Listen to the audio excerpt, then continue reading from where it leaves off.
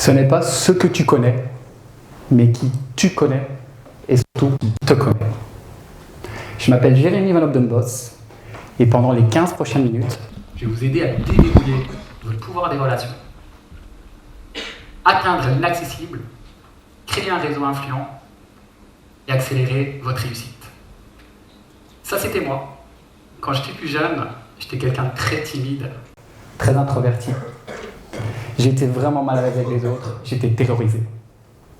Pire encore, à l'âge de 15 ans, j'étais à l'école, en Belgique, avec des cours de langue, français-néerlandais. Et à ce moment-là, j'avais un appareil dentaire, vous voyez, avec un palais, et c'est très difficile de parler. Et je devais prononcer un mot néerlandais, et j'y arrivais pas. Du coup, le professeur m'a mis devant la classe, et il m'a demandé de le répéter. 1 fois, 2 fois, 3 fois, 10 fois, 20 fois, et j'ai vécu une humiliation totale. Et là, je me suis dit, plus jamais, plus jamais. Et c'est à ce moment-là que je me suis mis en mode warrior. Je me suis dit, ok, mode warrior activé, on veut faire de belles études, de grandes études. Du coup, j'ai fait Polytechnique pour ensuite avoir un super bon job. Et moi, j'ai commencé dans le consulting, dans un cabinet international, une Big Five, pour après avoir une grande carrière et conseiller les plus grands dirigeants et les plus grandes entreprises du monde. Et donc, je suis dans le consulting. Je me dis, yes, j'y suis arrivé. J'ai les meilleurs résultats. J'ai la meilleure évaluation. J'ai la plus grande performance. Je suis le meilleur. Vraiment, je suis le meilleur. Et pourtant, électrochoc. Je termine 34 sur 36 dans le classement des consultants. Et là, je me dis, mais qu'est-ce que j'ai fait de mal? J'ai fait des études, j'étais à fond, meilleure performance, meilleure évaluation, c'était un échec. Et en fait, ce qui se passe, c'est que dans le consulting, tous les consultants sont comparés, et on est comparés dans des réunions. Et dans des réunions, il y a des gens. Et qu'est-ce qui s'est passé avec moi? Comme j'étais plus introverti, j'avais la meilleure évaluation, elle était au-dessus de la pile. Dans la réunion Jérémy qui connaît Jérémy, personne ne me connaissait. Et du coup, mon dossier passait en dessous pour terminer en bas de la pile avec ce classement de 34 sur 36. Alors je me suis dit, j'ai compris une chose, c'est que je misais tout sur mes compétences et rien du tout sur mes relations. Souvenez-vous, ce n'est pas ce que tu connais, mais c'est aussi qui tu connais et qui te connaît. Du coup, je me suis lancé un défi. Ce défi, c'est de me créer un empire relationnel, me créer un réseau très influent et pouvoir rencontrer les personnes les plus inaccessibles et les plus influentes de la planète et surtout être à l'aise avec ces personnes. Du coup, je me suis dit, qui est connu par des milliards de gens, qui je vais me mettre dans la tête d'accéder? Et je me suis dit, on va prendre quelqu'un, une star d'Hollywood, quelqu'un que tout le monde connaît, quelqu'un qui a été à la tête du box-office, Brad Pitt. Est-ce que j'y suis arrivé? C'est ce que je vais vous expliquer pendant les prochaines minutes. Pour y arriver, première étape, c'est faire des recherches. Comment on peut y arriver? Et j'ai découvert qu'il y avait trois lois cachées. La première, c'est la loi du vélo. La deuxième, c'est la loi de Metcalfe. Et la troisième, c'est la loi de la réciprocité. Alors la théorie du vélo, la loi du vélo, je me suis dit, mais comment, moi qui suis timide, comment le faire? Comment, moi qui suis introverti, comment moi qui suis bloqué par toutes ces barrières d'introspection, comment dépasser tout ça? Il faut savoir, et c'est important, j'ai vraiment envie de vous partager ça, c'est que la timidité, c'est pas une maladie. On ne naît pas timide, on ne meurt pas timide, c'est juste un repli sur soi par rapport à une expérience douloureuse qu'on a eue, comme ce qui s'est passé avec l'humiliation à l'école. Pour dépasser ça, c'est comme apprendre à rouler à vélo. Quand vous apprenez à rouler à vélo, vous tombez une première fois, ça fait très mal, vous êtes dans l'inconfort, vous pouvez même saigner, vous êtes dans la douleur, et après vous allez recommencer une deuxième fois, et ça va faire un petit peu moins mal. Puis vous allez recommencer une troisième fois, une quatrième fois, une cinquième fois, vous allez répéter, et à un moment, vous allez être sur le vélo, vous allez arriver à savoir rouler, et c'est quelque chose qui est devenu normal. Du coup, je me suis dit, je vais faire la même chose avec la timidité, surtout avec le rejet. On va aller dans la douleur, on va aller dans l'inconfort, on va aller se confronter pour apprivoiser ça. Et je l'ai tellement fait que le magazine Forbes m'a surnommé l'entrepreneur aux 5000 rejets. Du coup, je me dis, ok, je vois comment je peux dépasser ma timidité. Maintenant, comment créer un réseau influent et surtout très rapidement. Et ça, c'est la loi de Metcalfe. Qu'est-ce que cette loi dit? C'est que le nombre de liens possibles croît de manière beaucoup plus rapide que le nombre de contacts que vous avez dans votre réseau. C'est basé sur une loi, vous voyez la courbe exponentielle, ça accélère. C'est basé donc sur les mathématiques n fois n-1 divisé par 2. Pour ceux qui ne sont pas à l'aise avec les mathématiques, regardez, 4 contacts, vous voyez 6 flèches, ça fait 6 liens. 10 contacts, ça fait 45 liens. Et je me dis, génial, je sais comment accélérer tout ça. Et puis, troisième loi, la loi de la réciprocité, je me suis dit, mais comment atteindre l'inaccessible?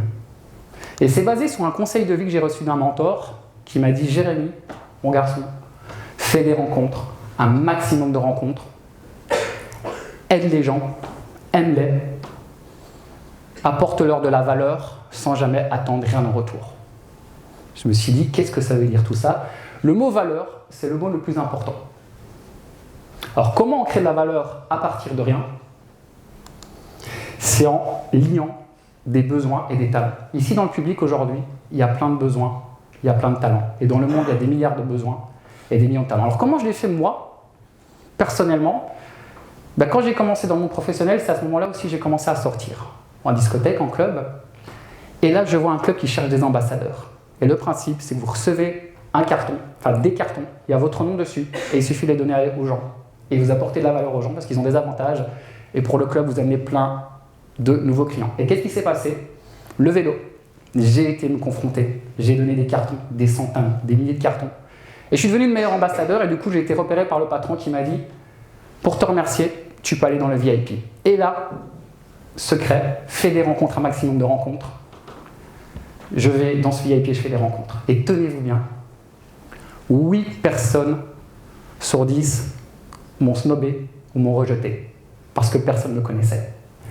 Mais en même temps, je savais, et c'est la loi de Pareto, que 20% des causes amènent à 80% de résultats. Donc j'étais prêt à accepter, parce que c'est normal, le rejet pour avoir peut-être 1 ou 2 rencontres qui vont changer ma vie. Et c'est ce qui s'est passé. Dans ce VIP, je rencontre une personne qui m'écoute, c'est un patron de concours de mannequins. Et il me dit, Jérémy, apporte-moi de la valeur, fais la même chose pour moi.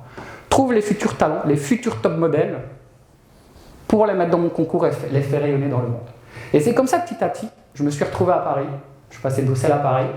J'ai été jusqu'au Fashion Week. Et de nouveau, fait des rencontres, un maximum de rencontres. Et pareil, 8 personnes sur 10 me snobent. Mais je sais que c'est normal. Je sais. À Paris, je fais de nouveau une rencontre sur 10.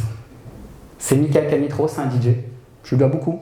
Et il m'a dit, Jérémy, aide-moi, fais la même chose. Je suis le DJ officiel du Festival de Cannes. Donc c'était la seule personne au monde qui faisait de la musique au-dessus de la montée des marches. Et il me dit, mets-moi dans les médias. On arrive à le mettre au journal télévisé devant plus d'un demi-million de téléspectateurs en Belgique. Et là, il me dit, waouh, c'est fou. Attends, je vais te présenter à d'autres personnes, je vais te présenter à mon réseau. Et c'est comme ça que j'arrive à Cannes.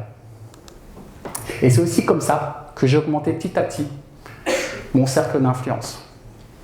Bruxelles, Paris, Cannes, ça a été jusqu'à Los Angeles, jusqu'à Sydney. Et puis vous allez me dire, et finalement, Brad Pitt, est-ce que tu l'as rencontré? Et on est à Cannes. Et la magie du réseau, c'est qu'on peut avoir des informations. Et je sais qu'il est à Cannes aussi. Je me dis, waouh, je vais peut-être réussir mon défi. Je suis vraiment, vous voyez les pointillés, c'est la dernière étape. On dit souvent qu'on est relié à chaque personne dans le monde par 6 degrés de séparation. Et là, je suis au dernier degré.